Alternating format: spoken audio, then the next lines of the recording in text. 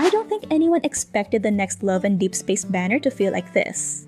One minute we're celebrating Caleb's birthday, and the next we're watching Xavier climb a balcony, Zayne becomes a period drama love interest, Rafayel recreates Titanic, Sylus walks straight out of a classic war film, and Caleb absolutely destroys our emotions.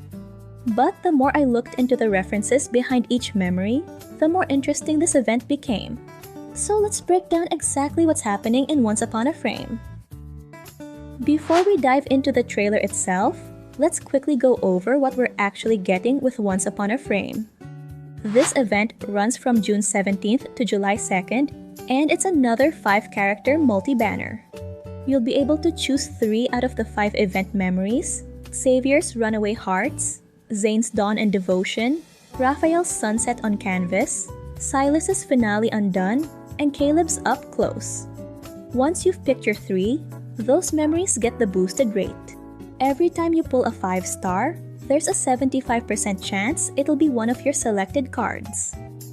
The banner also includes Precise Wish, which is especially important on multi-banners like this because it gives you a way to target the specific card you want.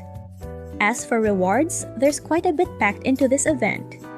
We'll be getting up to 20 limited wishes, a new universal hat, memory-themed outfits for the guys, and even a selectable event 5-star memory through the cumulative pull rewards. There's also the usual memory growth bonus. And if you level and build the event memories, you'll earn upgrade materials, and reaching rank 1 unlocks special colored versions of their themed outfits. So even outside of the memories themselves, there's a lot here for collectors. Now let's talk about the trailer, because this might be one of the most creative themes Infold has done in a long time. The first thing that hit me wasn't romance, but nostalgia. The entire banner feels like a love letter to classic romance films. As soon as the trailer dropped, I started trying to figure out which movie each memory was inspired by. Some were pretty obvious, while some took a little detective work. Let's start with Xavier. The second I saw him climbing onto that balcony, I think half the community collectively yelled Romeo and Juliet. The atmosphere feels straight out of a classic forbidden romance where 2 people are separated by expectations, family, and circumstance, yet somehow still finding their way back to each other. I love the way he looks at MC and the way he returns to her. The feeling that every moment together matters because it could disappear. And can we talk about the accent? Because I find it so romantic. Xavier and Zayne should have gotten paid extra for accents on this banner. Then we have Zayne, or should I say Mr. Darcy. The moment he appeared in that setting, we immediately started connecting him to Pride and Prejudice. I love how his memory feels restrained, careful, and yearning all at the same time.